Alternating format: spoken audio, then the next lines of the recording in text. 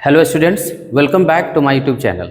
आज one short revision quick revision programme electrochemistry chapter के लिए, जो कि फिजिकल केमिस्ट्री से बिलोंग करता है, उसको लेकर के आए हैं। और इसमें हम सिंगल वीडियो में पूरा चैप्टर का एनालिसिस आज करेंगे।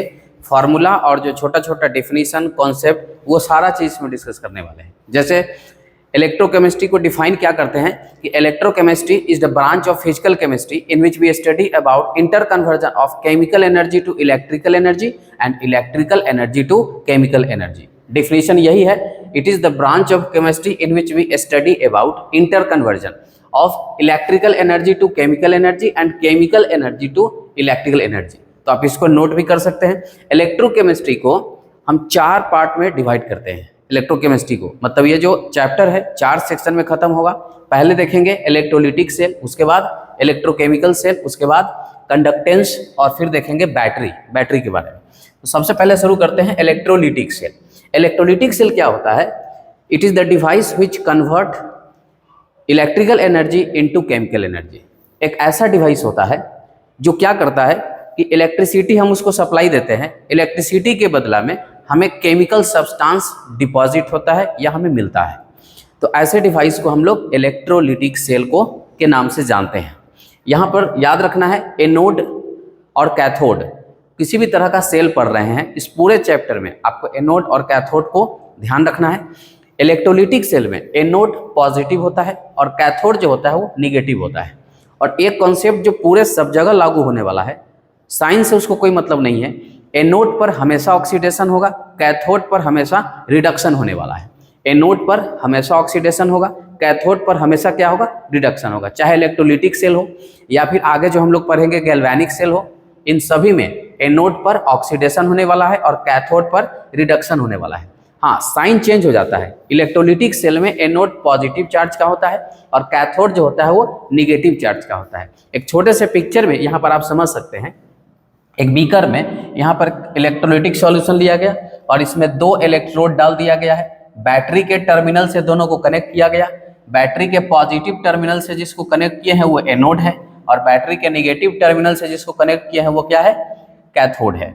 अब इसमें प्रिंसिपल क्या काम करता है कि निगेटिव आयन पॉजिटिव की तरफ ट्रैवल करते हैं और पॉजिटिव आयन निगेटिव इलेक्ट्रोड की तरफ ट्रैवल करते हैं। जैसे कि ये एनायंस निगेटिव चार्ज है तो ये पॉजिटिव की तरफ ट्रैवल करेगा और ये कैटायन है जो कि पॉजिटिव चार्ज है, ये निगेटिव की तरफ क्या करेगा? ट्रैवल करेगा। और इस तरह से रेडॉक्स रिएक्शन होता है। किसी भी सेल में आप जानिएगा इस पूरे चैप्टर में रेडॉक्स रिएक्शन ही होगा, जहां एनोड पर ऑक्सीडेशन और कैथोड पर रिडक्शन होना है। आप जानते हैं लॉस ऑफ इलेक्ट्रॉन ऑक्सीडेशन होता है, लियोजर loss of electron oxidation, gain of electron क्या होता है? रिडक्शन होता है। तो एनायंस के पास इलेक्ट्रॉन्स है, नेगेटिव चार्ज है तो ये पॉजिटिव रॉड की तरफ जाएगा और ये अपना इलेक्ट्रॉन उसको ट्रांसफर करेगा, यानी कि इसका इलेक्ट्रॉन लॉस हो रहा है।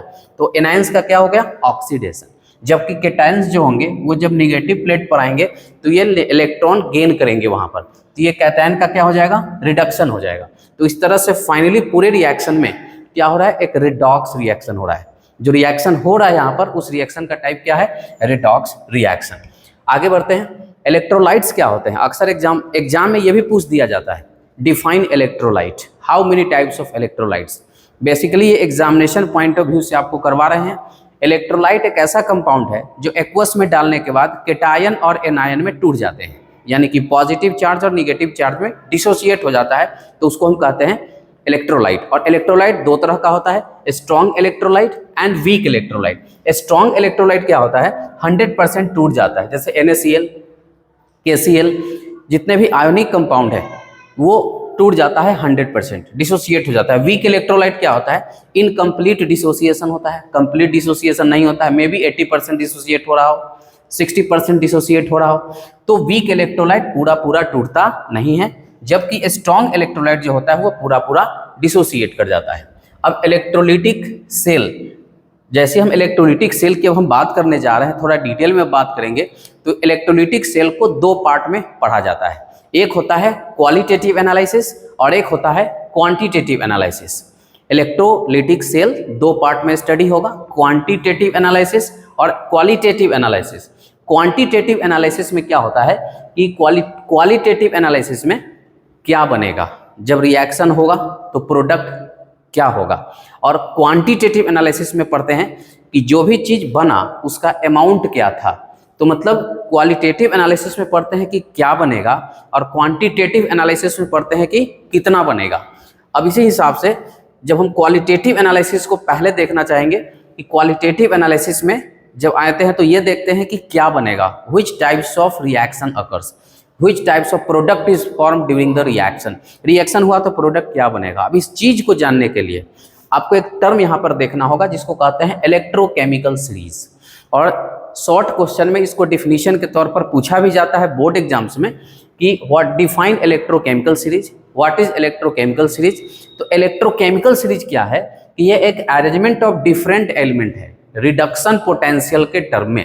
देखिए पोटेंशियल क्या है, पोटेंशियल एक उसके अंदर का एनर्जी है जो वो करवाता है। अगर किसी का ऑक्सीडेशन करने का टेंडेंसी हो रहा है मतलब उसके पास ऑक्सीडेशन पोटेंशियल है। अगर किसी का रिडक्शन करने का एनर्जी आ रहा है तो वो उसके पास रिडक्शन पोटेंशियल है, ठीक है। तो सारे एलिमेंट्स को उसके रिडक्शन पोटेंशियल के टर्म में एक टेबल में टेबुलर फॉर्म में अरेंज कर दिया गया है, उसी को हम क्या कहते हैं, इलेक्ट्रोकेमिकल सीरीज कहते हैं।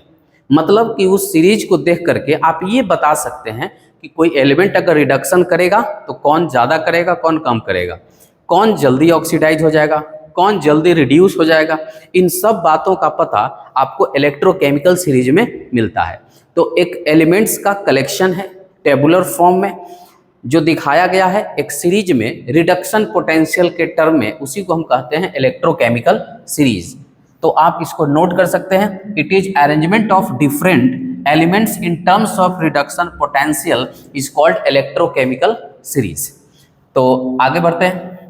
जैसे अभी एक छोटा सा एनिमेशन के जरिए इस चीज को हम समझाते हैं कि एक सॉल्यूशन लेते हैं और उसमें हम इलेक्ट्रोड डालते हैं। इलेक्ट्रोड जो डालेंगे जनरली हम प्लैटिनम इलेक्ट्रोड डालते हैं। ऐसे जरूरी नहीं है कि हम प्लैटिनम ही डालें। प्लैटिनम इसलिए डाला जाता है कि वो इनर्ट होता है। इनर्ट मतलब कि नॉन रिएक्टिव होता है। तो इनर्ट नेचर के कारण प्लैटिनम इलेक्ट्रोड को यूज करते हैं। बट आप सिल्वर यूज कर सकते हैं, आयरन यूज कर सकते हैं, दूसरा भी इलेक्ट्रोड आप इसमें इंट्रोड्यूस कर सकते हैं। यहाँ पर अभी हम प्लैटिनम इलेक्ट्रोड को लेकर के अगर हम चर्चा करें तो एक सॉल्यूशन है जो क्या है, इलेक्ट्रोलाइट। ये एक सॉल्यूशन है, इलेक्ट्रोलिटिक सॉल्यूशन है। इलेक्ट्रोलिटिक सॉल्यूशन में इलेक्ट्रोलाइट्स जो होंगे वो केटायन और एनायन में डिसोसिएट हो जाएंगे। तो अब ये इलेक्ट्रोलाइट्स जो है ये मोल्टेन स्टेट में हो सकता है, यानी कि ये पानी नहीं मिला हुआ है इसमें, और एक डाइल्यूटेड हो सकता है ब्राइन सॉल्यूशन। मान लीजिए कि अगर है NaCl प्लस वाटर, तो दो तरह का सॉल्यूशन लेते हैं। पहले मोल्टेन NaCl ले लेते हैं, electrolysis of molten NaCl। Molten NaCl में दो इलेक्ट्रोड यहाँ पर है। एक जैसे कि इलेक्ट्रोलाइट्स में तो केटायन और एनायन होंगे, इधर बैटरी के पॉजिटिव टर्मिनल से तो एनोड और बैटरी के नेगेटिव टर्मिनल से तो कैथोड। अब जो नेगेटिव चार्ज आयंस हैं वो पॉजिटिव की तरफ मूव करेंगे और पॉजिटिव वाले नेगेटिव की तरफ मूव करेंगे। इस तरह से एनोड पर क्लोरीन गैस बना और कैथोड पर सोडियम डिपॉजिट हुआ। ये जो रेड कलर का आप देख रहे हैं ये सोडियम है जो पॉजिटिवली चार्ज है। ये गया कैथोड के पास और कैथोड के पास जाकर के इलेक्ट्रॉन गेन किया, यहाँ पर जमा हो गया डिपॉजिट, और क्लोरीन इस एनोड के पास आया जो ऑक्सीडाइज हुआ। यहाँ क्लोरीन गैस इवॉल्व हो रहा है। तो ऑब्जेक्टिव क्वेश्चन में पूछता है कि मोल्टेन NaCl का जब इलेक्ट्रोलाइसिस हुआ तो कैथोड पर क्या बना, एनोड पर क्या बना। तो मोल्टेन NaCl में एनोड पर क्लोरीन गैस बना है और कैथोड पर सोडियम डिपॉजिट हुआ है। तो ये था मोल्टेन NaCl का केस। अब हम आते हैं एक्वस NaCl का। एक्वस NaCl में क्या बन रहा है, NaCl plus water, NaCl plus water. Water भी H plus and OH minus में टूटता है, आपको पता है। NaCl Na plus and Cl minus में टूटता है। यहाँ पर ना रेस लगता है, यहाँ पर रेस लगता है। यहीं पर इलेक्ट्रोकेमिकल सीरीज का काम आएगा कि पॉजिटिव आयन दो हैं, एक H प्लस है एक Na प्लस है। उसके बाद एनायंस भी दो हैं, एक Cl माइनस है और एक OH माइनस है।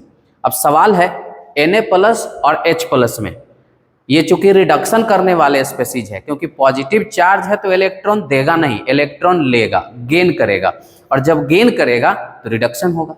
और Cl माइनस या OH माइनस की अगर बात करें तो Cl माइनस या OH माइनस निगेटिव चार्ज है, एक्सेस इलेक्ट्रॉन है, ये इलेक्ट्रॉन लॉस करेगा। लॉस करेगा तो क्या होगा, ऑक्सीडेशन होगा, मतलब यहाँ भी रिडॉक्स रिएक्शन होना है।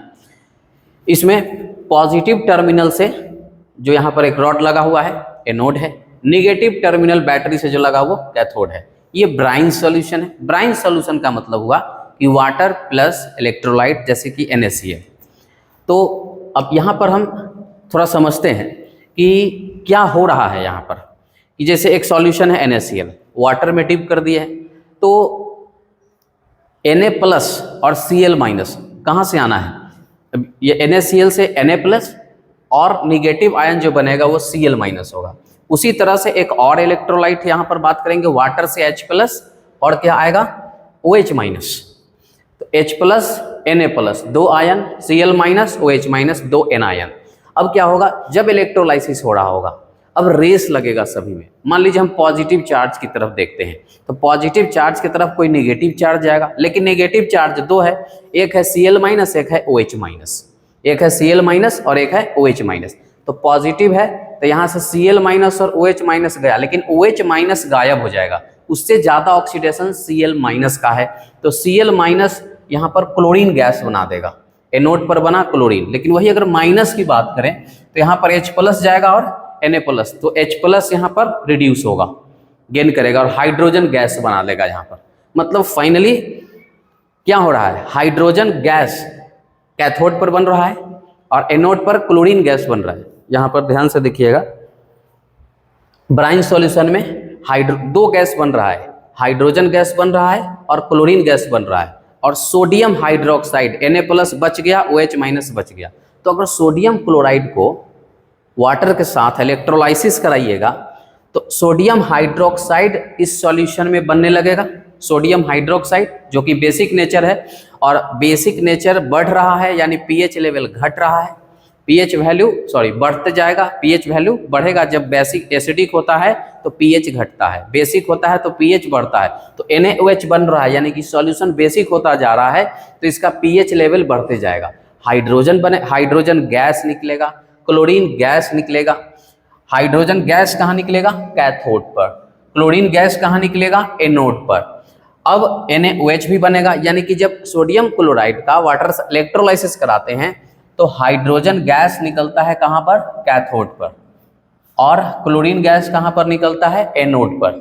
तो ये याद रखना है कि आपसे पूछा जाता है कि जब एक्वस NaCl का इलेक्ट्रोलाइसिस कराते हैं तो क्या प्रोडक्ट बनता है। तो इस तरह से इलेक्ट्रोकेमिकल सीरीज में पता चलता है आपको कि कौन ऑक्सीडाइज जल्दी होगा, H प्लस या Na प्लस, कौन रिड्यूस पहले होगा। उसी तरह से Cl माइनस और OH माइनस में कौन पहले ऑक्सीडाइज होगा। तो इस तरह से इलेक्ट्रोकेमिकल सीरीज को यूज करके आप इस तरह के क्वेश्चन को बना सकते हैं। और चूंकि एक रिवीजन प्रोग्राम है तो बहुत ज़्यादा डिटेल में जा नहीं सकते हैं। अब आते हैं कि कोई भी इलेक्ट्रोलिटिक सेल है तो उसका आप रिप्रेजेंटेशन कर सकते हैं। कैसे रिप्रेजेंटेशन करेंगे, तो इधर लिखेंगे एनोड, एनोड प्रोडक्ट, इधर क्या लिखना है, एनोड, और जो एनोड पर प्रोडक्ट बना, बीच में 2 लाइन इस तरह से डालना है, ऊपर मीडियम लिखना है, बीच में कौन सा इलेक्ट्रोलाइट है ये लिखना है। और अगर स्पेसिफाई किया गया कंसंट्रेशन और टेम्परेचर तो यहाँ पर आप दे सकते हैं, नहीं तो नहीं भी दे सकते हैं। इधर कैथोड है और कैथोड प्रोडक्ट है। चलिए बात करते हैं मोल्टेन NaCl का। यहाँ पर अब हम थोड़ा सा लिखने का कोशिश करेंगे। मोल्टेन NaCl आपको क्या करना है, इलेक्ट्रोलिटिक सेल दिखाने के लिए मान लीजिए कि अगर हम प्लैटिनम इलेक्ट्रोड लिए तो एनोड, और एनोड होता है पॉजिटिव चार्ज, तो कोई निगेटिव चार्ज आएगा, निगेटिव चार्ज Cl माइनस है तो वो Cl2 बनाएगा। उसके बाद कैथोड भी क्या है, प्लैटिनम का है, कैथोड होता है निगेटिव चार्ज, तो कोई पॉजिटिव चार्ज जाएगा, पॉजिटिव चार्ज कौन जाएगा, Na प्लस, तो यहाँ पर सोडियम डिपॉजिट होगा सॉलिड स्टेट में। Cl2 तो जानते हैं गैसियस होता है। और यहाँ पर मीडियम कौन सा है, तो मोल्टेन है, और इलेक्ट्रोलाइट कौन सा है, NaCl है। इस तरह से आप मोल्टेन NaCl का इलेक्ट्रोलिटिक सेल का रिप्रेजेंटेशन दिखा सकते हैं।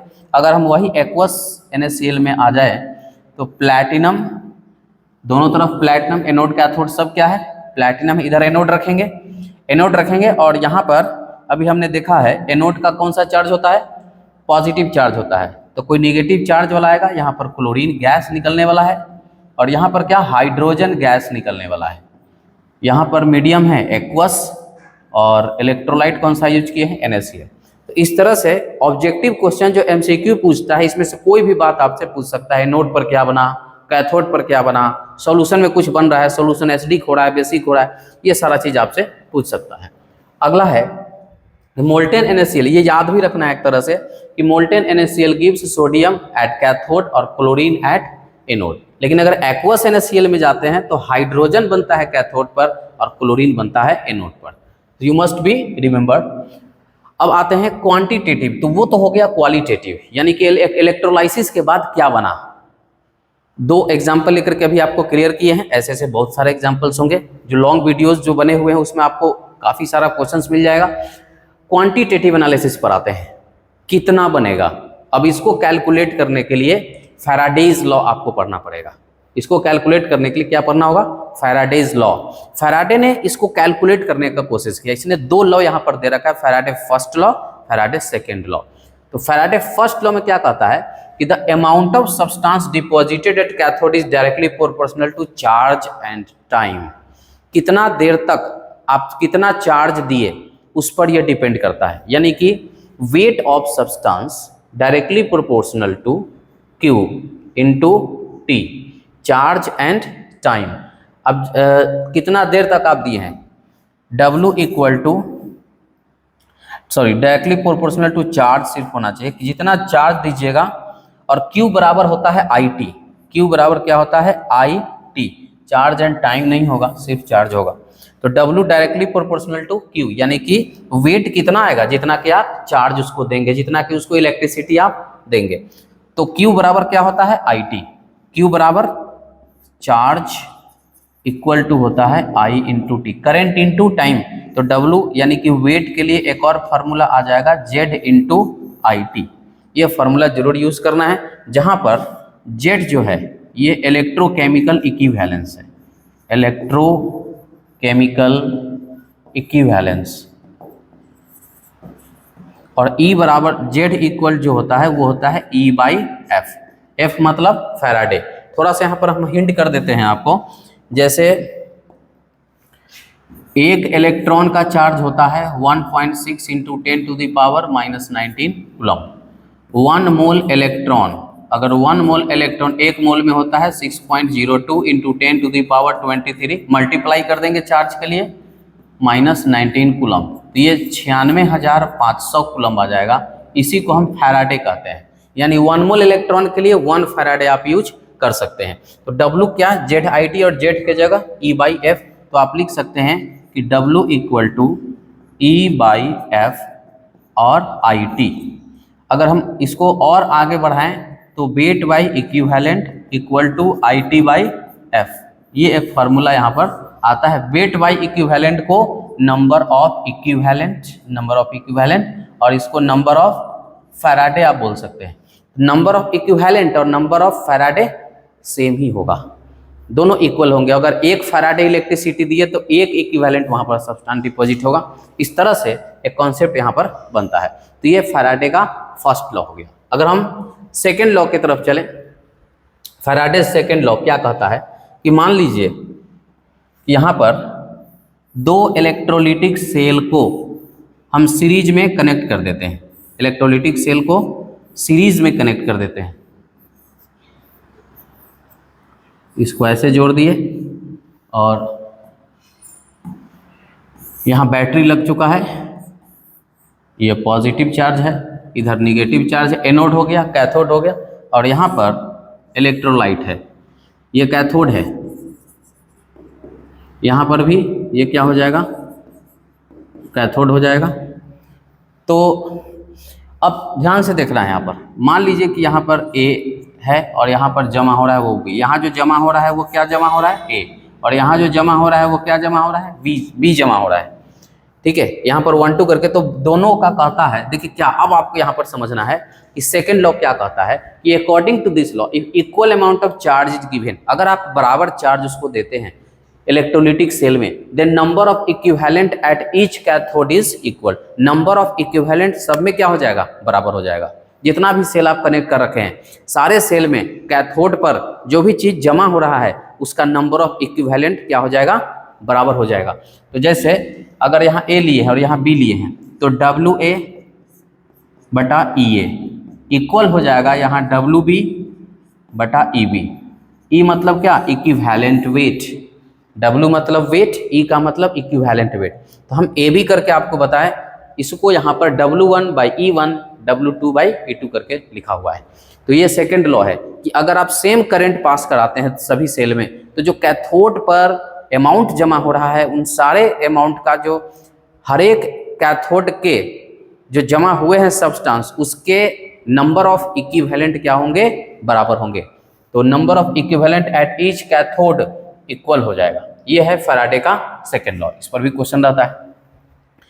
नेक्स्ट आ जाते हैं कंडक्टेंस ऑफ द सेल। तो मेरा जो इलेक्ट्रोलिटिक सेल वाला पार्ट था वो कंप्लीट हुआ। अब हम थोड़ा सा पहले कंडक्टेंस को बात कर लेते हैं, कंडक्टेंस के बाद गैल्वेनिक सेल बात कर लेंगे, बाद में बैटरी बात कर लेंगे।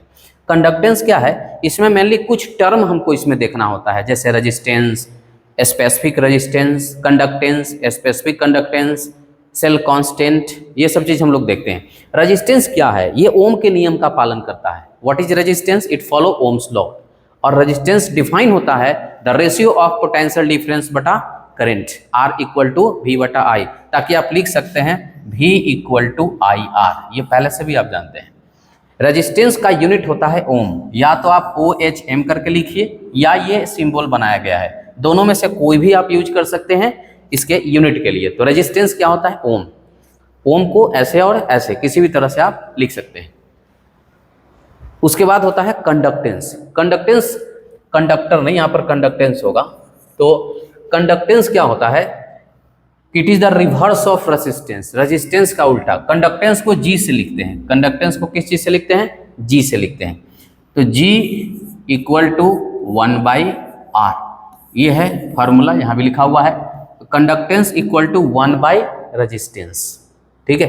तो यूनिट की अगर हम बात करें तो रेजिस्टेंस नीचे ऊपर जाएगा तो रेजिस्टेंस का यूनिवर्स हो जाएगा। इनवर्स मतलब ओम इनवर्स, या तो आप लिख सकते हैं ओम ऐसे इनवर्स, या फिर आप साइमन लिख सकते हैं, या फिर MHO लिख सकते हैं, या फिर आप सिंबल में किसी भी तरह का यूनिट आप यूज कर सकते हैं कंडक्टेंस के लिए। तो रेजिस्टेंस देख लिए, कंडक्टेंस देख लिए। अब आते हैं स्पेसिफिक रेजिस्टेंस। स्पेसिफिक रेजिस्टेंस क्या होता है, जैसे resistance directly proportional to length, inversely proportional to area.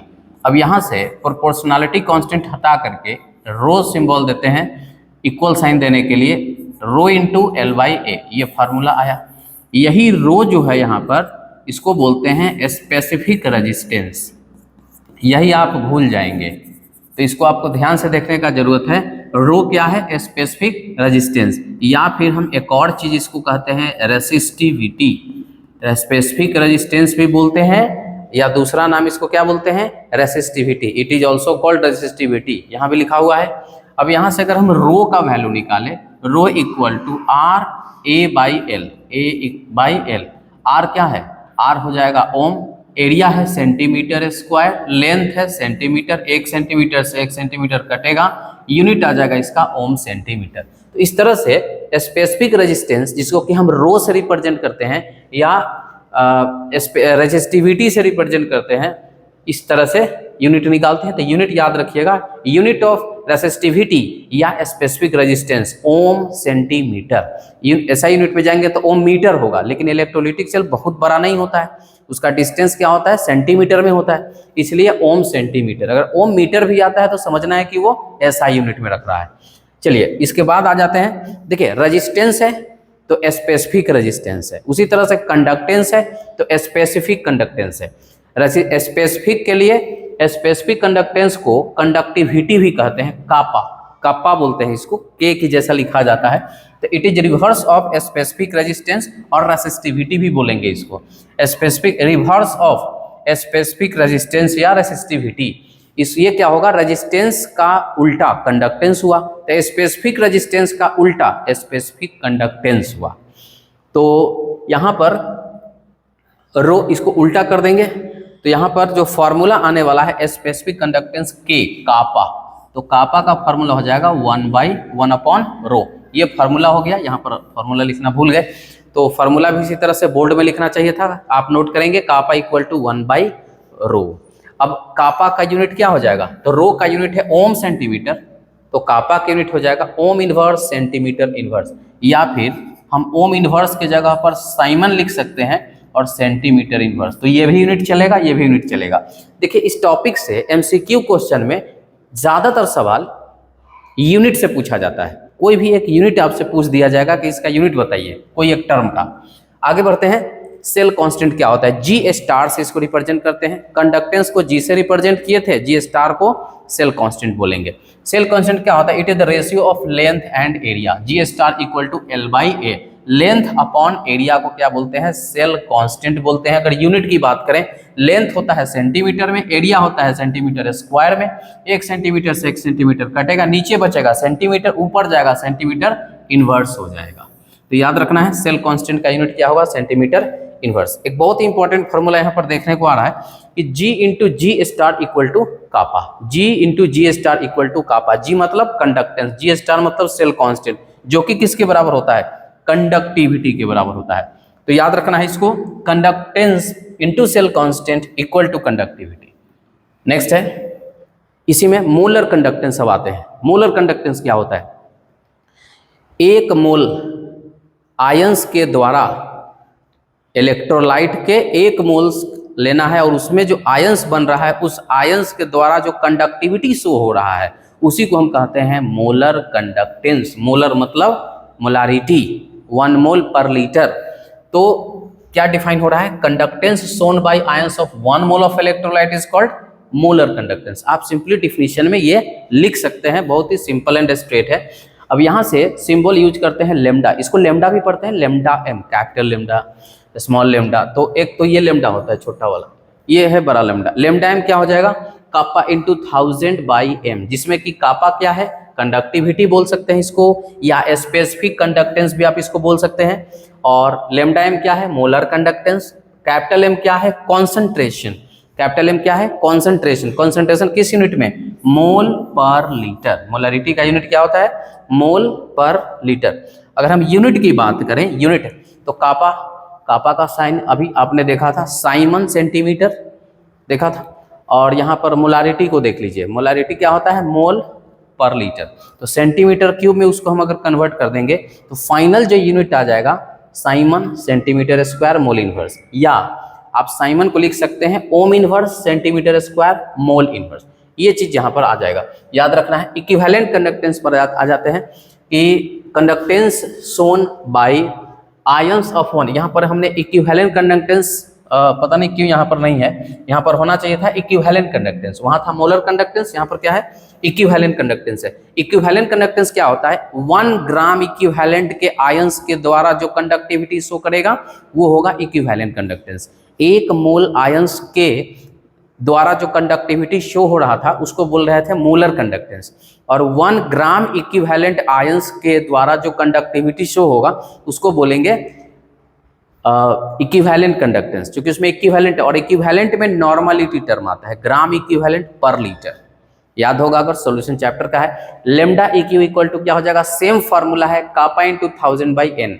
Molar में क्या था, एम था, कैपिटल एम, यहाँ एन का मतलब नॉर्मलिटी होता है। तो लेमडा इक्यू क्या हो जाएगा, इक्विवेलेंट कंडक्टेंस। कापा मतलब कि स्पेसिफिक कंडक्टेंस या कंडक्टिविटी बोलते हैं, और एन हो जाएगा कंसंट्रेशन, और कंसंट्रेशन जो हो जाता है वो ग्राम पर लीटर में हो जाता है। यूनिट बिल्कुल सेम होगा, बस मोल के जगह पर क्या लिख देना है, ग्राम इक्विवेलेंट इनवर्स लिख देना है, ये याद रखिएगा। अगला है कि क्या फर्क पड़ता है मोलर कंडक्टेंस या फिर कंडक्टेंस या स्पेसिफिक कंडक्टेंस पर। कंडक्टेंस और स्पेसिफिक कंडक्टेंस को लेकर के आपको एग्जाम में क्वेश्चन भी पूछा हुआ है, स्टेटमेंट बेस्ड क्वेश्चन पूछा हुआ है कि अगर आप टेम्परेचर को बढ़ाते हैं, इसलिए हमने VVI लिखा यहाँ पर कि इससे क्वेश्चन तो रहता ही है। ऑन इंक्रीजिंग टेम्परेचर, अगर टेम्परेचर को हम बढ़ा देते हैं, ऑब्जेक्टिव में भी पूछता है, और टेम्परेचर को बढ़ाते हैं तो कौन सा ऑप्शन सही है, कंडक्टिविटी, कंडक्टेंस बढ़ता है, कंडक्टेंस यहाँ पर आप देख सकते हैं G को बोलते हैं, स्पेसिफिक कंडक्टेंस घटता है। तो याद रखिएगा कंडक्टेंस तो बढ़ेगा लेकिन स्पेसिफिक कंडक्टेंस क्या हो जाएगा, घट जाएगा, क्योंकि स्पेसिफिक कंडक्टेंस क्या होता है, पर यूनिट वॉल्यूम के लिए होता है, जबकि कंडक्टेंस ओवरऑल आयंस के द्वारा होता है। तो जब आप टेम्परेचर बढ़ाएंगे तो बढ़ेगा और स्पेसिफिक कंडक्टेंस क्या हो जाएगा, घट जाएगा। अब यहाँ पर एक चीज पढ़ना है, Kohlrausch law of independent migration of ions. Kohlrausch law. Kohlrausch law क्या कहता है कि आप ये क्या कहता है पहले पढ़ लेते हैं। The law state that limiting molar conductivity और of an electrolyte can be represented as the sum of the individual contribution of cation and anion. बड़ा सिंपल सा बात कहा है, लेकिन डिफिनेशन आपको याद कर लेना होगा और समझ के याद कीजिएगा कि ये क्या कहता है कि अगर कोई इलेक्ट्रोलाइट है तो उसमें केटायन होगा, एनायन होगा, उसका एक अपना केटायन होगा, अपना एनायन होगा।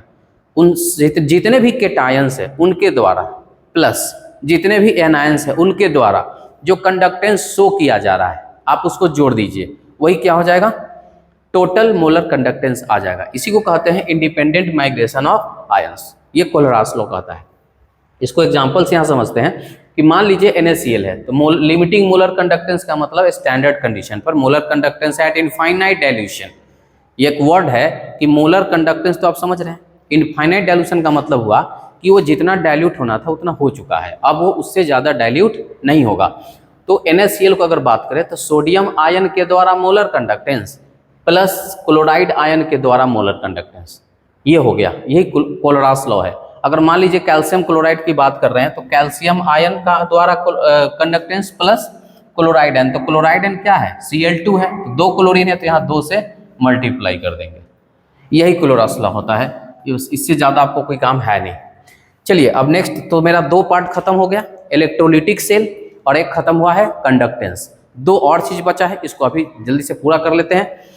Galvanic cell. गैल्वेनिक सेल क्या है, conversion of chemical energy into electric. याद कीजिए इलेक्ट्रोलिटिक सेल में अभी अभी क्या बताया आपको कि आप इलेक्ट्रिसिटी देते हो तो केमिकल सब्सटेंस बनता है। अब क्या उल्टा होगा, अब केमिकल रिएक्शन होगा, उसके बदले में हमें इलेक्ट्रिसिटी मिलेगा, यानी कि हम अब इलेक्ट्रिसिटी नहीं देंगे, इलेक्ट्रिसिटी हमें मिलेगा। आप इलेक्ट्रोलिटिक सेल में इलेक्ट्रिसिटी हम देते थे, गैल्वेनिक सेल में इलेक्ट्रिसिटी हमें मिलता है। तो गैल्वेनिक सेल क्या होता है कि conversion of chemical energy into electrical energy is called galvanic cell. अब देखिए एनोड पर होता है नेगेटिव चार्ज, कैथोड पर होता है पॉजिटिव चार्ज। इलेक्ट्रोलिटिक सेल में एनोड पॉजिटिव चार्ज का हुआ था, कैथोड जो हुआ था नेगेटिव चार्ज का हुआ था।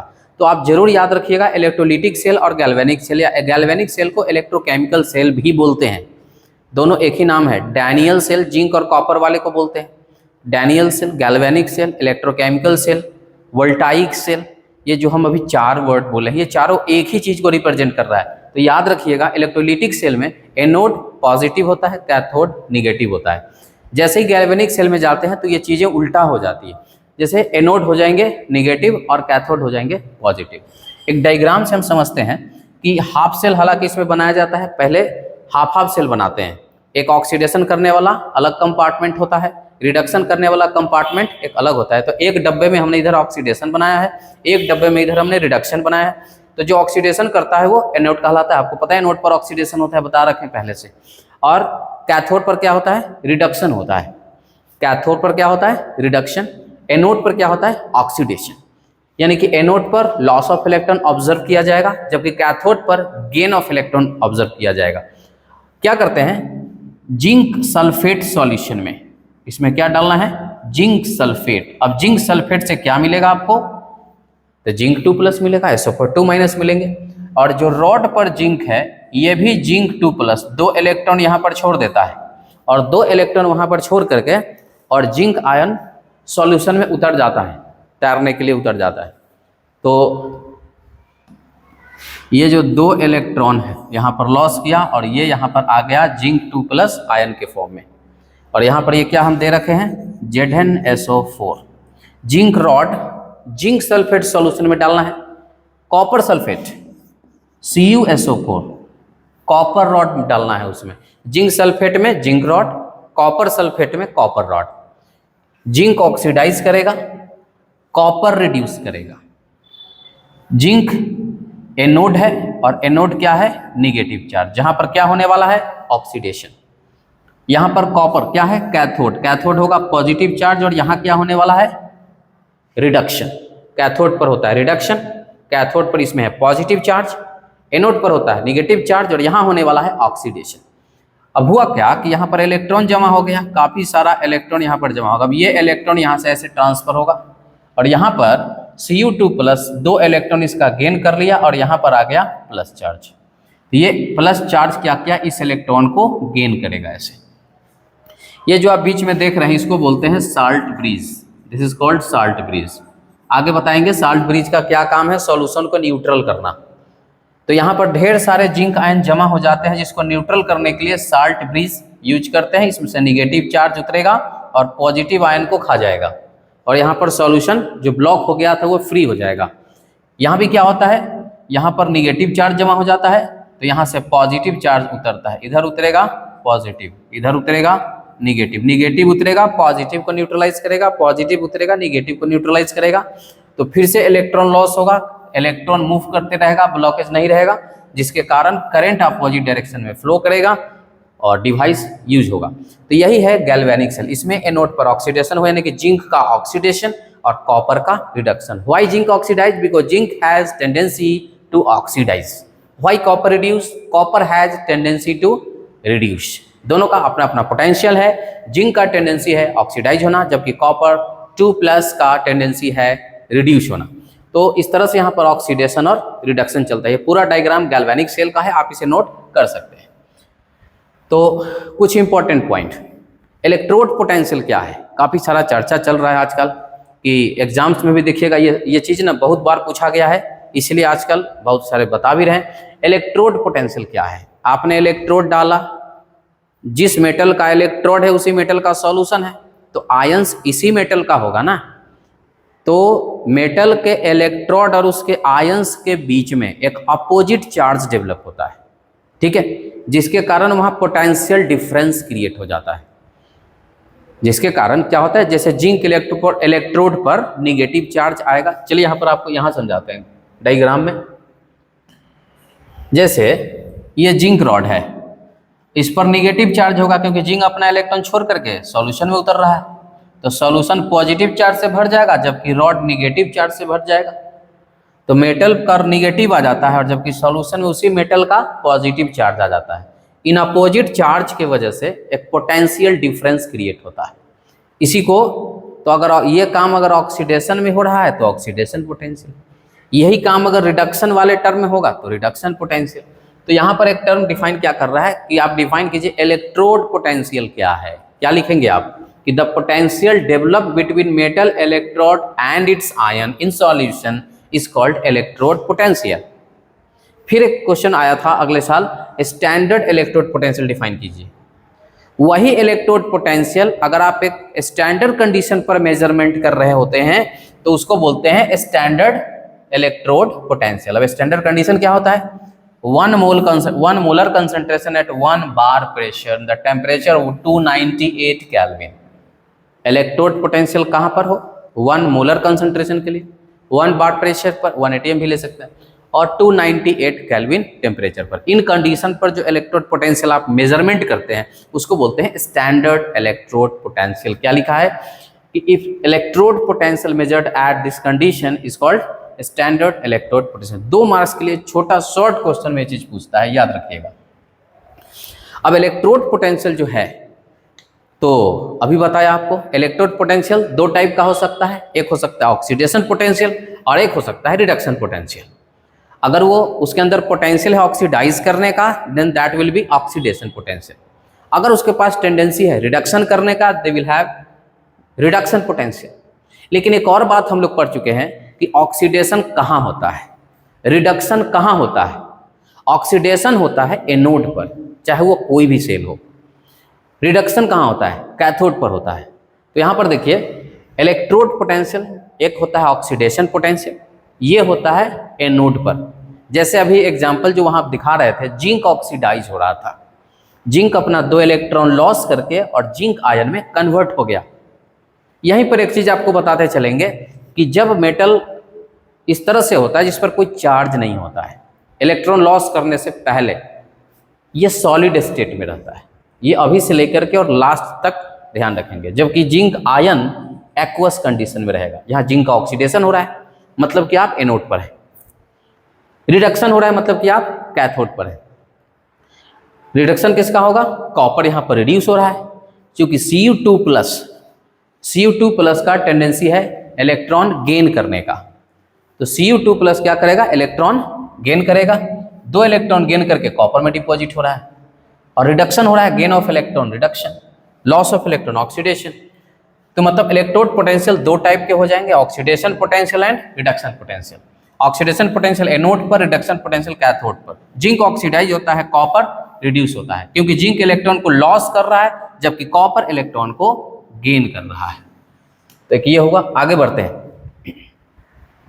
ये जो ऑक्सीडेशन पोटेंशियल आपने भी देखा था कि जो इलेक्ट्रोड पोटेंशियल था वो एक स्टैंडर्ड इलेक्ट्रोड पोटेंशियल था, और एक नॉर्मल इलेक्ट्रोड पोटेंशियल मतलब किसी भी कंडीशन पर होता होगा, पता नहीं।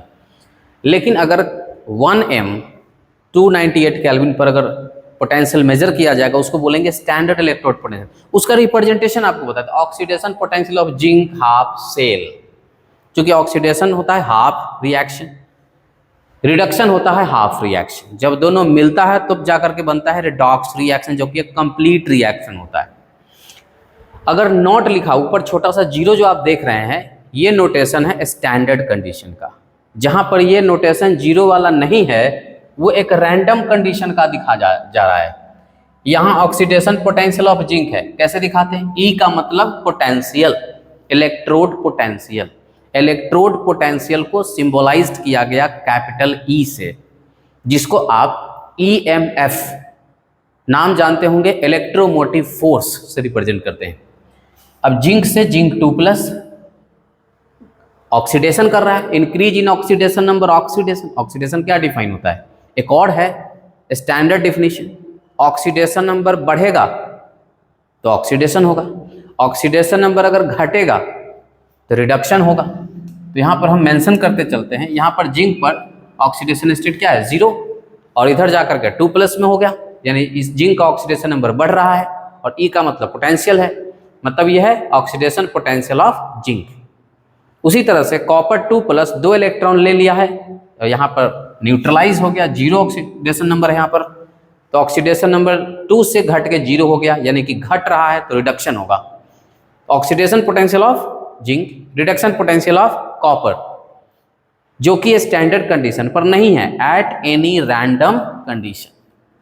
लेकिन अगर यहीं पर ये नॉट इस तरह से लगा दिया जाता है, 0 छोटा सा लगा दिया जाता है, ये रिप्रेजेंट करता है कि oxidation potential of zinc at a standard condition, या रिडक्शन पोटेंशियल ऑफ कॉपर, दोनों सेम ही रह गया, आप ऑक्सीडेशन भी लिख सकते हो, तो वो क्या हो जाएगा? Standard condition. चलिए, तो स्टैंडर्ड कंडीशन पर सिंबलाइज कैसे करते हैं आपको पता है? तो ऑक्सीडेशन हाफ सेल रिएक्शन क्या होता है? जिंक 2 इलेक्ट्रॉन लॉस करके 2 इलेक्ट्रॉन बाहर निकाल रहा है, तो जिंक हाफ सेल होगा। रिडक्शन में क्या होता है? कॉपर रिड्यूस होता है, कॉपर 2+, 2 इलेक्ट्रॉन गेन करके कॉपर में जा रहा है, कॉपर हाफ सेल हो गया। Galvanic cell reaction, galvanic cell reaction मतलब आप ऑक्सीडेशन को और रिडक्शन को जोड़ दो। जो रिएक्शन ऑक्सीडेशन माने कि एनोड पर हो रहा है, और जो रिएक्शन मतलब कि जो कैथोड पर हो रहा है, जो रिडक्शन है, दोनों को आप जोड़ दीजिए। जोड़ने के बाद जो रिएक्शन आएगा वो रिडॉक्स रिएक्शन कहलाएगा, वो कंप्लीट सेल का रिएक्शन कहलाएगा। यानी कि जोड़ने के बाद आपको ये रिएक्शन यहाँ पर दिखता है, दोनों इलेक्ट्रॉन कैंसिल हो जाएगा एक दूसरे के लिए। और इन गैल्वेनिक सेल मतलब क्या हुआ यहाँ पर? गैल्वेनिक सेल में, गैल्वेनिक सेल में एनोड पर ऑक्सीडेशन हुआ, कैथोड पर रिडक्शन हुआ। ये रिएक्शन काम क्यों कर रहा है, यानी कि ये गैल्वेनिक सेल काम कैसे कर रहा है? तो ये सेल काम कर रहा है क्योंकि एनोड पर ऑक्सीडेशन हो रहा है, कैथोड पर रिडक्शन हो रहा है। दोनों को जोड़ देंगे, सेल पोटेंशियल बोलते हैं उसको हम, रिएक्शन पोटेंशियल बोलते हैं, EMF बोलते हैं, ये सब एक बात है। सेल पोटेंशियल बोलिए, EMF बोलिए, रिएक्शन पोटेंशियल बोलिए, ये सब एक ही बात है। तो cell potential equal to oxidation potential plus reduction potential. और बेहतर होता कि लिखते कि oxidation potential at anode plus reduction potential at cathode. तो यहाँ पर E0 oxidize plus E0 reduction, symbol के फॉर्म में यहाँ पर लिखने का कोशिश किया गया है ताकि आपको लिखने आए। अब यहाँ पर डिस्कशन को और बड़ा करने के लिए, बढ़ाने के लिए, कॉन्सेप्ट को और एनलार्ज करने के लिए थोड़ा सा साइन कन्वेंशन का कॉन्सेप्ट आपको जरूरी है। आप यहाँ पर लिखा हुआ है, आप देख सकते हैं कि oxidation potential and reduction potential of any element is same but opposite in sign. Oxidation potential या रिडक्शन पोटेंशियल दोनों क्या होता है? सेम होता है, लेकिन साइन में क्या होता है? अपोजिट होता है। जैसे अगर हम बात करें कि ऑक्सीडेशन पोटेंशियल जिंक का प्लस 0.76 वोल्ट है। तो अगर हम इसका रिडक्शन पोटेंशियल लिखूं, रिडक्शन पोटेंशियल, तो वही लिखेंगे 0.76 वोल्ट, लेकिन साइन क्या रहेगा, अपोजिट, माइनस। और किसी भी एलिमेंट का ऑक्सीडेशन पोटेंशियल और रिडक्शन पोटेंशियल क्या होता है, इक्वल होता है, बट मैग्नीट्यूड में इक्वल होता है, बट साइन में क्या होता है, अपोजिट होता है। अगर वो पॉजिटिव है तो उल्टा जाएंगे तो निगेटिव हो जाएगा। दूसरा कि मान लीजिए कि दो एलिमेंट का पास ऑक्सीडेशन पोटेंशियल आपको दिया हुआ है, एक का ऑक्सीडेशन पोटेंशियल ज़्यादा है और एक का ऑक्सीडेशन पोटेंशियल कम है। तो जिसका ऑक्सीडेशन पोटेंशियल ज़्यादा है उसको आप एनोड पर रखिए, और जिसका ऑक्सीडेशन पोटेंशियल कम है यानी कि वो रिडक्शन करता होगा तो उसको कहाँ रख दीजिए, कैथोड पर रख दीजिए। तो ये साइन कन्वेंशन से पता चलता है कि अगर हमको क्वेश्चन में डेटा मिला हुआ है तो हम किसे रखें, ऑक्सीडेशन वाले पर यानी कि एनोड पर, और किसे रखें, कैथोड पर। तो जिसका ऑक्सीडेशन ज़्यादा है उसको रखें एनोड पर, और जिसका ऑक्सीडेशन कम है उसको रखें कैथोड पर। अब अगर रिडक्शन पोटेंशियल दिया हुआ है, जिसका रिडक्शन पोटेंशियल ज़्यादा है तो वो कैथोड पर जाएगा, और जिसका रिडक्शन पोटेंशियल कम है वो कहाँ जाएगा, एनोड पर जाएगा। क्योंकि एनोड वो जगह है जहाँ पर रिडक्शन नहीं हुआ करता है, जहाँ पर ऑक्सीडेशन हुआ करता है, और कैथोड वो जगह है जहाँ पर ऑक्सीडेशन नहीं हुआ करता है, वहाँ पर रिडक्शन हुआ करता है। और एक और बात, अगर किसी का ऑक्सीडेशन पोटेंशियल निगेटिव है मतलब कि वो रियली में ऑक्सीडाइज नहीं होगा, वो रिड्यूस होगा। और अगर ऑक्सीडेशन पोटेंशियल पॉजिटिव दिया हुआ है इसका मतलब कि रियली में वो स्पीशीज ऑक्सीडाइज ही करेगा, इसलिए उसका ऑक्सीडेशन पोटेंशियल क्या है, पॉजिटिव है। तो हम ये साइन कन्वेंशन पर बात कर लिए हैं, आगे बढ़ते हैं। E cell can be written in different form. जैसे आप रिएक्शन पोटेंशियल लिख सकते हैं, oxidation potential of anode, galvanic cell के लिए बात कर रहे हैं, और ओपी मतलब ऑक्सीडेशन पोटेंशियल, आरपी का मतलब रिडक्शन पोटेंशियल। आप एक सेल को, गैल्वेनिक सेल को ऑक्सीडेशन और रिडक्शन दोनों के टर्म में लिख सकते हैं, या आप सिर्फ रिडक्शन पोटेंशियल के टर्म में लिख सकते हैं, या फिर आप सिर्फ ऑक्सीडेशन पोटेंशियल के टर्म में लिख सकते हैं। जैसे oxidation potential of anode plus reduction potential of cathode.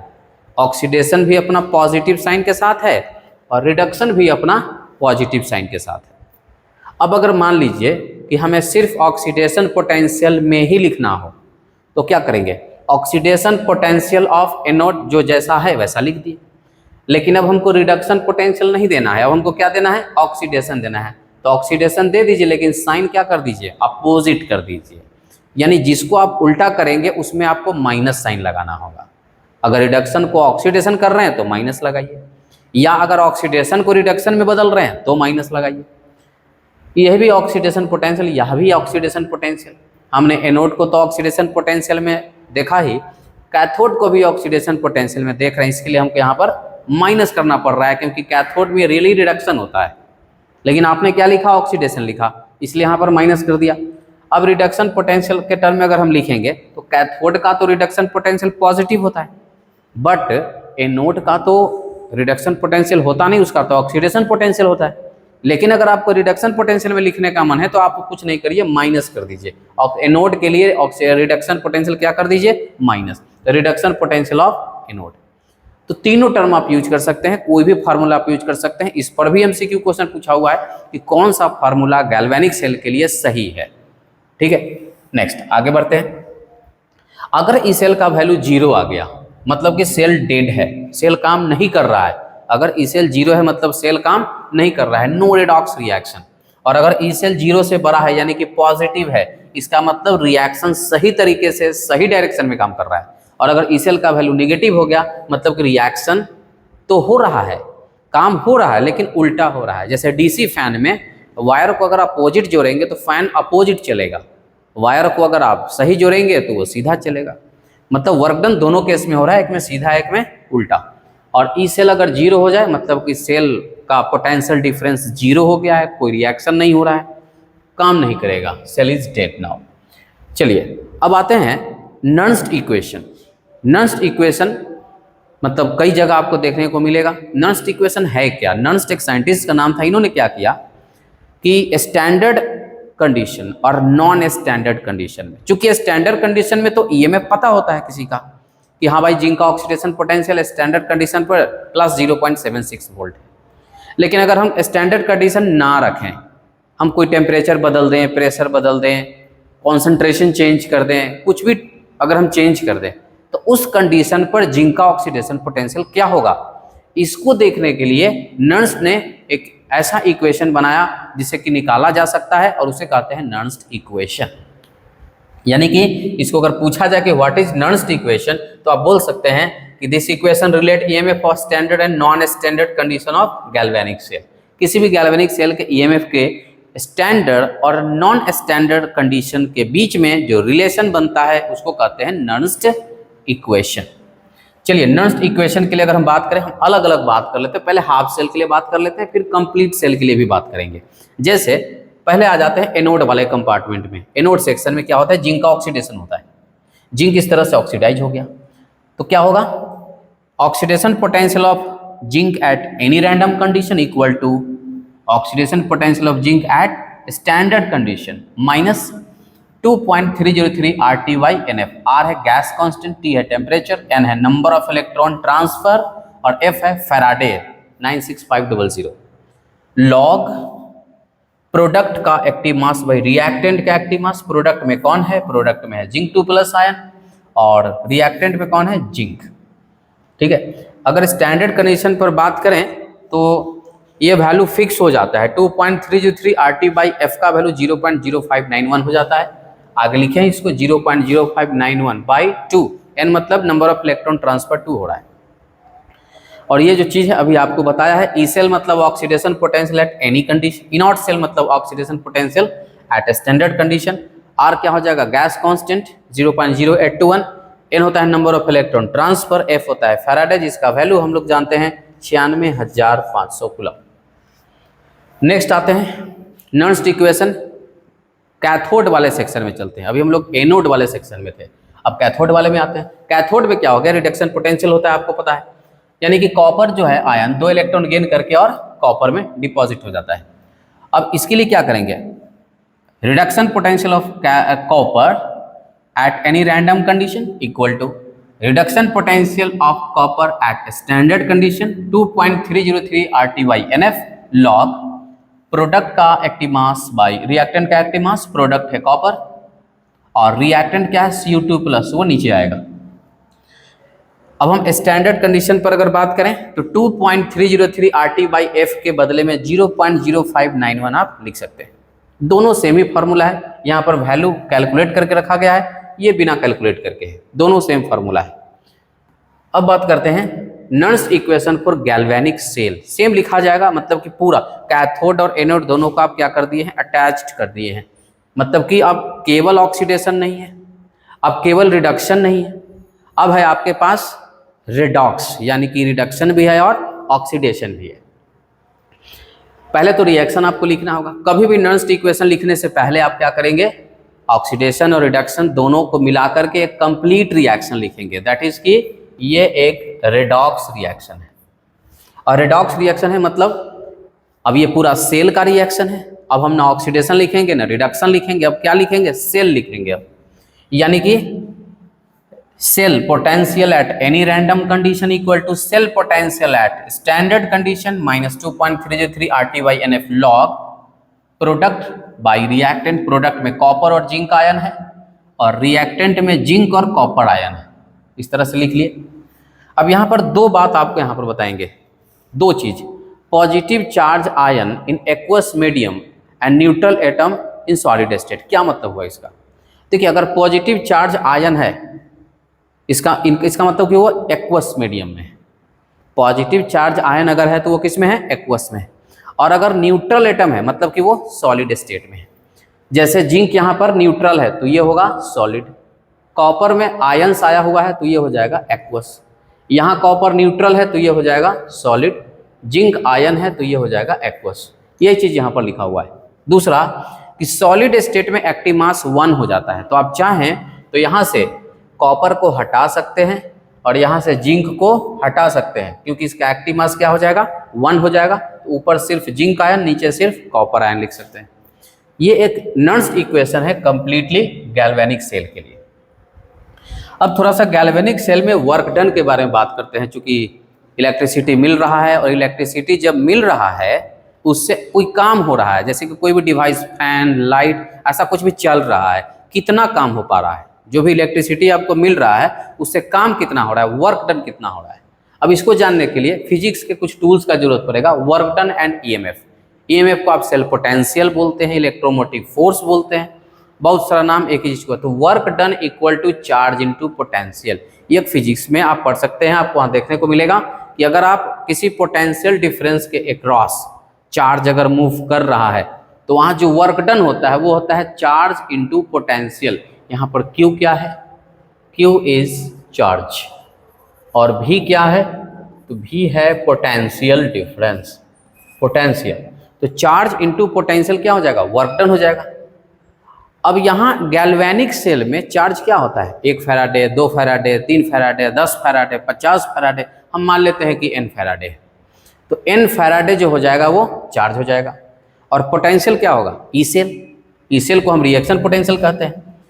क्या फार्मूला बनेगा, work done charge into potential. तो चार्ज क्या है, N इंटू एफ, जो यहाँ पर लिखा हुआ है, और पोटेंशियल क्या है, ई सेल, सेल पोटेंशियल। तो चार्ज इनटू पोटेंशियल क्या हो जाएगा, वर्क डन, यानी कि work done equal to NF E cell आपको डालना है गैल्वेनिक सेल के लिए। अब हम इस चीज को गिब्स एनर्जी से रिलेट करेंगे। Electrochemical cell and Gibbs energy कैसे रिलेट होता है, देखिए। तो change in Gibbs energy minus of work done होता है, या फिर आप वर्क डन की जगह पर क्या लिख सकते हैं, NF ई सेल। तो क्या फॉर्मूला आ गया, delta G equal to minus NF E cell. It is the relation between Gibbs energy and electrode potential, या सेल पोटेंशियल के बीच में एक रिलेशन आ गया यहाँ पर। इससे क्वेश्चन भी रहता है। अब इसका काम इसी में आएगा, रिलेटिंग हाफ सेल में। हाफ सेल को रिलेट करना है, दो हाफ सेल को जोड़ेंगे, और अगर फिर से कोई हाफ सेल मिल जाता है तो आप इसके पोटेंशियल को न जोड़ सकते हैं न घटा सकते हैं, लेकिन आप उसके गिब्स एनर्जी को जरूर जोड़ सकते हैं और घटा सकते हैं। और अगर दो हाफ सेल को जोड़ करके अगर एक कंप्लीट सेल मिल रहा है, जैसे रेडॉक्स, तब आप उसके सेल पोटेंशियल को क्या कर सकते हैं, ईएमएफ वैल्यू को आप अलजेब्रिकली ऐड कर सकते हैं और सब्ट्रैक्ट कर सकते हैं। मतलब क्या हुआ, फिर से आपके पास एक हाफ रिएक्शन है, एक दूसरा हाफ रिएक्शन है, आप दोनों को जोड़ते हैं। जोड़ने के बाद अगर आपको रेडॉक्स रिएक्शन मिल जाता है, यानी कि वो हाफ सेल आप जोड़े थे लेकिन आपको मिला फुल सेल, कंप्लीट सेल मिला, तो ऐसे कंडीशन में दोनों रिएक्शन को यदि आपने जोड़ा है तो उसके ईएमएफ वैल्यू को भी जोड़ सकते हैं। अगर आप दोनों को घटाए हैं तो दोनों के ईएमएफ वैल्यू को आप घटा सकते हैं, सब्ट्रैक्ट कर सकते हैं। लेकिन मान लीजिए आप दो हाफ रिएक्शन लिए, आपने उसको जोड़ा, और जो फाइनल रिएक्शन मिला वो फिर से कोई हाफ सेल ही मिल जाता है, तब आप उसके रिएक्शन पोटेंशियल को न जोड़ सकते हैं न घटा सकते हैं। तो कर क्या सकते हैं, आप उसके गिब्स एनर्जी को जोड़ सकते हैं और घटा सकते हैं। इसीलिए फॉर्मूला यूज होता है del G equal to minus NF E cell. और ये तो प्रॉब्लम प्रैक्टिस का चीज है। फिर आता है रिफरेंस इलेक्ट्रोड। क्या है रिफरेंस इलेक्ट्रोड, देखिए किसी भी पार्टिकुलर इलेक्ट्रोड के पोटेंशियल को कैलकुलेट नहीं किया जा सकता है, और ये एक मास्टर कॉन्सेप्ट है। किसी भी इलेक्ट्रोड के पोटेंशियल को मेजर नहीं कर सकते हैं इंडिविजुअली, अकेले नहीं कर सकते हैं आप उसको। क्या करना क्या होगा, आपको उसको किसी के साथ जोड़ना होगा ताकि पोटेंशियल डिफरेंस क्रिएट हो सके, और तब आप दोनों के बीच में उसका पोटेंशियल वैल्यू निकाल पाएंगे। इसके लिए हाइड्रोजन को स्टैंडर्ड माना गया है, हाइड्रोजन को लिया गया है, हाइड्रोजन को रिफरेंस इलेक्ट्रोड माना गया है, जो कि हाइड्रोजन या तो ऑक्सीडाइज कर सकता है या फिर वो रिड्यूस कर सकता है। Hydrogen electrode is called reference electrode. Hydrogen electrode बनाते कैसे हैं, अब एक सेतु में हाइड्रोजन गैस डाल के एक प्लैटिनम वायर निकालते हैं, और वहाँ पर कुछ रिएक्शन होता है जिसको बोलते हैं हाइड्रोजन इलेक्ट्रोड। इसी तरह से बनाते हैं वो प्लैटिनम वायर के द्वारा। तो हाइड्रोजन इलेक्ट्रोड अगर यूज कर रहे हैं तो उसको बोल देंगे रिफरेंस इलेक्ट्रोड। तो ऑक्सीडेशन हो या रिडक्शन हो, हाइड्रोजन के लिए 0 होता है।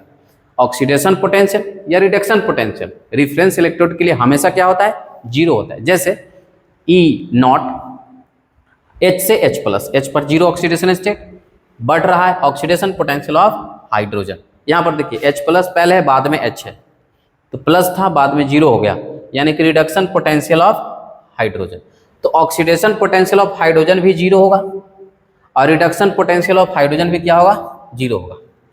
तो रिफरेंस इलेक्ट्रोड का ऑक्सीडेशन और पोटेंशियल और रिडक्शन पोटेंशियल दोनों ही क्या होता है, 0 होता है। अब आ जाते हैं, हमारा लास्ट सेक्शन है बैटरी। ठीक है, तो जस्ट अब मेरा रिवीजन कंप्लीट ही होने वाला है। बैटरी क्या होता है? बैटरी एक डिवाइस होता है। बैटरी एक ऐसा डिवाइस है जो केमिकल एनर्जी को इलेक्ट्रिकल एनर्जी में कन्वर्ट करता है, वो इलेक्ट्रिसिटी प्रोवाइड करता है और उसके बदले में हम लोग कोई डिवाइस चला पाते हैं। और दो तरह के बैटरी होते हैं, एक होता है प्राइमरी बैटरी और एक होता है secondary battery. Primary battery and secondary battery. Primary battery क्या होता है कि आप उसको बार बार चार्ज नहीं कर सकते, एक बार अगर यूज कर लिए तो उसको आपको फेंक देना होगा, वो रिचार्ज नहीं हो सकता है, उसको वापस आप रिचार्ज नहीं कर सकते। वन टाइम यूज किए उसके बाद फेंक देते हैं। एक अच्छा प्राइमरी सेल जो होता है उसका वोल्ट जो होता है यूज के दौरान फ्लैक्चुएट नहीं होता है, वोल्टेज बिल्कुल फिक्स होता है बैटरी का। और ये वोल्ट क्या देता है? 1.25 से लेकर के 1.5 वोल्ट तक। एमसीक्यू क्वेश्चन में पूछा गया था कि जो प्राइमरी बैटरी का वोल्ट है वो कहाँ से कहाँ तक रेंज करता है, 1.25 वोल्ट से लेकर के और 1.5 वोल्ट तक, याद रखिएगा इसको। कौन एग्जाम्पल बनता है प्राइमरी सेल का? पहला है लेक्लैंसी सेल, दूसरा है मरकरी सेल। लेक्लैंसी सेल बोलते हैं इसको। लेक्लैंसी सेल ट्रांजिस्टर्स, बैटरी जो यूज करते हैं रेडियो में, टॉर्च में, वो लेक्लैंसी सेल होता है। इसका एक छोटा सा डायग्राम यहाँ पर बनाया गया है और यहाँ पर हम एनोड और कैथोड की बात करेंगे। जो कैथोड है वो एक कार्बन रॉड है और एनोड जो है वो जिंक कंटेनर है। एनोड क्या है? Zinc container.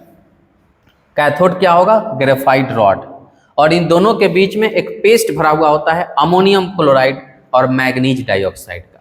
अगर हम दोनों की बात करें तो मेन एग्जांपल याद रखिएगा क्योंकि ऑब्जेक्टिव क्वेश्चन में पूछता है। एनोड रिएक्शन में जिंक ऑक्सीडाइज हो रहा है, आपको दिख रहा है, जैसे कि गैल्वेनिक सेल में हुआ था। और कैथोड रिएक्शन में क्या होता है? मैग्नीज डाइऑक्साइड अमोनियम क्लोराइड से रिएक्ट करके और ये कॉम्प्लेक्स कंपाउंड बना लेते हैं, अमोनिया गैस बाहर निकलता है। तो एनोड और कैथोड का रिएक्शन ध्यान रखना है। अब आ जाते हैं मरकरी सेल में। इस तरह का एक छोटा सा पिक्चर है, इसे बटन सेल भी हम लोग बोलते हैं। ये बटन टाइप का होता है डिजाइन जो इसका होता है। It is used for low current device, जैसे कि ईयरफोन में जो बैटरी यूज होता है, या जो जिनको कान से सुनाई नहीं देता है उनके अंदर कान में एक ईयरफोन लगा होता है, हियरिंग ऐड बोलते हैं उसको। या फिर जो घड़ी में बैटरी इस्तेमाल होता है, ये इसी डिजाइन का होता है, इसको बोलते हैं मरकरी सेल। एनोड जो होता है जिंक अमलगम का होता है, जिंक और मरकरी को मिला करके जिंक अमलगम एनोड यूज होता है। कैथोड जो होता है वो HgO और कार्बन को मिला करके होता है। अगर वोल्ट की बात करें तो 1.35 वोल्ट ये देता है। दूसरा आ जाता है सेकेंडरी बैटरी। सेकेंडरी बैटरी क्या है? सेकेंडरी बैटरी वो बैटरी है, वो सेल है जो बार बार चार्ज होता है, वो डाउन हो जाएगा फिर से चार्ज कर देंगे, चार्जिंग डिस्चार्जिंग, चार्जिंग डिस्चार्जिंग चलते रहता है। और एक बहुत अच्छा सेकेंडरी बैटरी कौन होता है? जो काफ़ी ज़्यादा बार चार्ज होता है और वो यूज में आता है, उसको बोलते हैं बहुत अच्छा सेकेंडरी सेल। जब इसको रिचार्ज करते हैं, जब ये चार्जिंग हो रहा होता है तो ये इलेक्ट्रिसिटी ले रहा होता है, उस समय ये इलेक्ट्रोलिटिक सेल बन जाता है। इलेक्ट्रिसिटी लेकर के और चार्ज हो रहा है, तो इलेक्ट्रोलिटिक सेल में क्या होता है कि इलेक्ट्रिसिटी हम देते हैं उसको। तो जब बैटरी चार्ज होगा, जैसे इन्वर्टर में जो बैटरी होता है, जब बिजली आती है तो चार्ज होता है, चार्ज होता है, इलेक्ट्रिसिटी ले रहा है, इलेक्ट्रोलिटिक सेल हुआ। लेकिन जैसे ही अगर बिजली जाती है तो क्या होता है कि बैटरी इलेक्ट्रिसिटी देना शुरू कर देती है, यानी कि ये एक गैल्वेनिक सेल जैसा काम करेगा। तो डिस्चार्जिंग में बन जाता है गैल्वेनिक सेल, चार्जिंग में बन जाता है इलेक्ट्रोलिटिक सेल। इसका एग्जाम्पल होता है lead storage batteries, the most familiar examples lead storage battery. अब लीड स्टोरेज बैटरी में क्या होता है?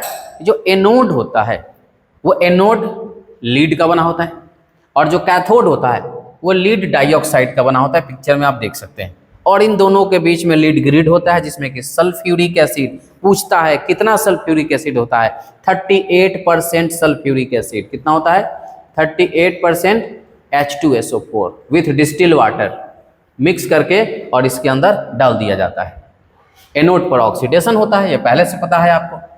अब एनोड पर अब डिस्चार्जिंग का बता देते हैं, तो चार्जिंग के लिए अगर लिखना हो तो उल्टा कर देना है इसको। एनोड पर क्या हो जाएगा? ऑक्सीडेशन। तो लीड 2 इलेक्ट्रॉन लॉस करके लीड आयन में कन्वर्ट हो गया, फॉर्म PbSO4 इन H2SO4। अब यह Pb2+ जैसे ही H2SO4 में जाएगा तो लीड सल्फेट बना देगा। डिस्चार्ज हो रहा है, मतलब अभी बिजली गया और बैटरी आपको इलेक्ट्रिसिटी दे रहा है, उस समय ये रिएक्शन हो रहा होता है। और कैथोड पर क्या होता है? लीड डाइऑक्साइड जो है वो लीड सल्फेट में कन्वर्ट हो रहा होता है। तो रिडक्शन हो रहा है यहाँ पर, एनोड पर ऑक्सीडेशन, और इसमें क्या हो रहा है, रिडक्शन हो रहा है। नेट रिएक्शन के लिए दोनों रिएक्शन को आप जोड़ दीजिए, ये जो रेड कलर पट्टी में लिखा हुआ है, ये दोनों को जोड़ करके कंप्लीट रिएक्शन हो गया। लेकिन जैसे ही इलेक्ट्रिसिटी आएगा, चार्जिंग होना शुरू हो जाएगा, रिएक्शन उल्टा हो जाएगा। जो प्रोडक्ट है वो रिएक्टेंट बन जाएगा, जो रिएक्टेंट है वो प्रोडक्ट बन जाएगा। मतलब Pb2+2 ये इधर आ जाएगा और लेट इधर आ जाएगा, ये सारा चीज इधर चला जाएगा और ये रिएक्टेंट वाला प्रोडक्ट में आ जाएगा। ये भी ये पूरा प्रोडक्ट वाला रिएक्टेंट में आ जाएगा और रिएक्टेंट वाला प्रोडक्ट में आ जाएगा। यानी कि रिएक्शन इज, मैंने यहाँ लिखा है कि when charging reaction is reverse, जब चार्जिंग होता है तो रिएक्शन क्या हो जाता है, उल्टा हो जाता है। अब अगर हम सिंगल सेल की बात करें, 2 वोल्ट का होता है, इसमें सेल का ग्रिड बना होता है। एक सेल के लिए जो वोल्टेज होता है 2 वोल्ट होता है, और कार में जो बैटरी लगता है, इन्वर्टर में बैटरी लगता है, उसमें 6 ग्रिड होता है। अब 6 ग्रिड है, एक ग्रिड में 2 वोल्ट आता है, तो 6 सेल जो होगा उसमें कितना आ जाएगा, 12 वोल्ट आ जाएगा। तो ये था सेकेंडरी सेल। कुछ पॉइंट्स आपको याद क्या रखना है। पहला पॉइंट कि H2SO4 यूज होता है जब डिस्चार्ज हो रहा होता है, उसका एसिड खत्म हो रहा होता है, जब डिस्चार्ज होता है तो, एंड प्रोड्यूस्ड व्हेन रिचार्जिंग। और जैसे इलेक्ट्रिसिटी आता है, जब वो चार्ज होने लगता है बैटरी, तो सल्फ्यूरिक एसिड बनना शुरू हो जाएगा। बिजली आया, सल्फ्यूरिक एसिड बनने लगा, बिजली गया, सल्फ्यूरिक एसिड खत्म होने लगा। दूसरा एक ये ध्यान रखना है कि अगर लीड सल्फेट की बात करें, तो lead sulphate generated during discharging, जब डिस्चार्ज हो रहा होता है, बैटरी यूज हो रहा है, तो लीड सल्फेट बन रहा होता है, और लीड सल्फेट टूट जाता है जब वो चार्ज हो रहा होता है। तो ये इस तरह से ऑब्जेक्टिव क्वेश्चन में बना करके पूछता है, और इस पर बहुत जल्द MCQ क्वेश्चन हम करने वाले हैं अगले एपिसोड में इलेक्ट्रोकेमिस्ट्री पर, और वहाँ पर बताएंगे। इस पूरा वीडियो को अच्छे से रिवाइज कर लेना है थ्योरी को, और उसके बाद आके देख लेना है। फ्यूल सेल, फ्यूल सेल क्या है? फ्यूल सेल एक ऐसा इलेक्ट्रोकेमिकल सेल है जो केमिकल एनर्जी को डायरेक्टली इलेक्ट्रिकल एनर्जी में कन्वर्ट कर देता है। अब देखिए क्या लिखा है इसमें कि fuel cell is electrochemical cell in which the chemical energy of a continuously supplied fuel like hydrogen, methane, methanol, कोई भी चीज जो आप उसको जो सप्लाई करते हैं, और जो एक ऑक्सीडेंट होता है जिसके प्रेजेंस में वो जलेगा, या जैसे ऑक्सीजन, डायरेक्टली कन्वर्ट करता है किसको, इलेक्ट्रिकल एनर्जी। बाकी सब में क्या है कि बीच में थोड़ा प्रोसेस होता है, इसमें कोई प्रोसेस नहीं, केमिकल एनर्जी डायरेक्ट कन्वर्ट हो जाएगा किसमें, इलेक्ट्रिकल एनर्जी में। इसी को हम क्या कहते हैं, फ्यूल सेल कहते हैं। कंस्ट्रक्शन क्या होता है, इसको हाइड्रोजन ऑक्सीजन सेल के फ्यूल सेल का एग्जांपल हो गया, हाइड्रोजन ऑक्सीजन सेल। इलेक्ट्रोड क्या होता है, पोरस ग्रेफाइट, यानी कि उसमें छोटा छोटा एब्जॉर्ब कर सकता है वो चीज़ों को, जिसमें प्लैटिनम और प्लैटिनम कैटलिस्ट की तरह काम करता है। जो पोर्स होते हैं उसके अंदर, उसमें प्लैटिनम और प्लेटिनम क्या होता है, चिपका हुआ होता है, अंदर फाइनली डिवाइडेड होता है, उसके अंदर चिपका हुआ रहेगा। जो इलेक्ट्रोड्स होते हैं, और इलेक्ट्रोलाइट क्या होता है, कॉन्सेंट्रेटेड एक्वस NaOH या KOH, कोई भी बेस ले लेते हैं। जैसे कि कॉन्सेंट्रेटेड क्या लेना है, aqueous NaOH, concentrated form. Fuel क्या होगा इसमें, फ्यूल होता है हाइड्रोजन गैस, जो एनोड को सप्लाई जाता है, एनोड को हाइड्रोजन गैस सप्लाई जाता है। और ऑक्सीडेंट यानी कि ऑक्सीजन गैस कैथोड को सप्लाई देते हैं, और ये रेडॉक्स रिएक्शन शुरू कर देता है, रिएक्शन हो जाता है। ऐसे एनोड पर हाइड्रोजन इस तरह से रिएक्शन करके वाटर बना रहा है, कैथोड पर रिडक्शन इस तरह से रिएक्शन कर रहा है। ये आपको याद कर लेना होगा। ओवरऑल दोनों को जोड़ करके ये फाइनली, और इसका जो प्रोडक्ट होता है ना, वो वाटर होता है। अगर आपको बता दें कि इसमें क्या क्या इसका फ़ायदा है, तो देखिए फ़ायदा है कि हाई इफिशियंसी होता है इसका। हाइड्रोजन कार आजकल चल रहा है, मतलब लोग उस पर अब रिसर्च कर रहे हैं, काफ़ी जगह तो आ भी चुका है। तो हाई इफिशियंसी होता है, कॉस्टली होता है, बट इफिशियंसी बहुत ज़्यादा होता है। दूसरा कि इन्वायरमेंट फ्री होता है, इन्वायरमेंट फ्रेंडली होता है, मतलब प्रोडक्ट जो बनता है कोई पॉल्यूटेंट्स नहीं बनेंगे। वाटर इसका प्रोडक्ट बनता है, वो भी प्योर वाटर, ये इसका सबसे बड़ा खासियत है। Continuously supply of fuel and oxidant continuously, जब तक वो सप्लाई देते रहेंगे तब तक वो इलेक्ट्रिसिटी आपको देता रहेगा। कोई इसमें हल्ला चिल्ला नहीं है, नॉइस वगैरह बिल्कुल नहीं होता है। इसमें कोई पार्ट्स खराब नहीं होता, कोई मूविंग पार्ट इसमें नहीं है कि खराब हो जाएगा और वो गड़बड़ हो जाएगा। ये इसका सबसे बड़ा एडवांटेज है। अगर हम कोरोजन की बात करें, एक कोरोजन होता है, जस्ट हम शॉर्टकट बता दे रहे हैं यहाँ पर, क्योंकि main examination point of view से क्या पूछता है उसको लेकर के ज़्यादातर रस्ट का फार्मूला पूछता है। Fe2+ ऑक्सीडेशन करके Fe3+ में चला जाता है, तो Fe2O3 देख सकते हैं XH2O, यानी कि मॉइस्चर, नमी आ गया वहाँ पर, पानी। Fe2O3 एंड XH2O यही रस्ट का एग्जाम्पल होता है। रेडिश ब्राउन सब्सटेंस होता है जिसको हम क्या बोलते हैं, रस्ट बोलते हैं, रेडिश ब्राउन। कंडीशन क्या है कि कोरोजन होगा, उसी को कोरोजन बोलते हैं, रस्टिंग को। तो प्रेजेंस ऑफ मॉइस्चर, पहले तो नमी होना चाहिए, H2O का प्रेजेंस होना चाहिए, ऑक्सीजन होना चाहिए, ऑक्सीजन नहीं होगा तो फिर नहीं होगा। इलेक्ट्रोलाइट्स, कोई भी एक छोटा सा इलेक्ट्रोलाइट आ जाना चाहिए, साल्ट, एसिड, वो क्या करता है ना, कोरोजन को और तेजी से करवा देता है। तो इसी सब के साथ इलेक्ट्रोकेमिकल सेल जो चैप्टर है ये कंप्लीट हुआ। And thanks for watching. मिलेंगे अगले वीडियो में। ये पूरा रिवीजन हो चुका है, MCQ के साथ मिलने वाले हैं।